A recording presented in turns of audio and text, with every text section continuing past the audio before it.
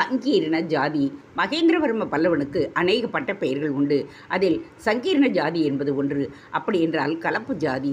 அதன் நேர அர்த்தத்தை வைத்துக்கொண்டு ஆராய்ச்சிக்காரர்கள் மகேந்திரவர்மன் க்ஷத்ரிய ஜாதி இல்லை, கலப்பு ஜாதியில் பிறந்தவன், அதற்காக பெருமையும் பட்டவன் என்று முடிவு பண்ணிவிட்டார்கள். பரத்வாஜ கோத்திரக்காரர்கள் என்று தங்களை பெருமையோடு சொல்லிக்கொண்ட பல்லவ ராஜாக்களில் ஒருவன் அப்படி சொல்லிக் கொள்வானா?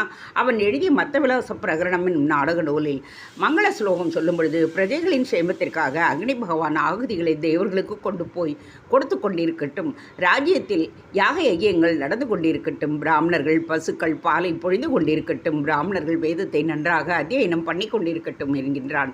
இப்படி வைதிக ஆசாரணைகளை போற்றியவன் தன்னை சங்கரண ஜாதி என்று போட்டுக்கொள்ள மாட்டான். மகேந்திரவர்மன் சங்கீதத்தில் மகா நிபுணன். புதுக்கோட்டை குடுமியாமலையில் சங்கீத விஷயமாக பெரிய கல்வெட்டு ஒன்றை பொறித்து வைத்தவன். தான் கலப்பு வகையாக சங்கீர்ண ஜாதி என்று உண்டு ராகங்களில். அதில் கெட்டிக்காரனாக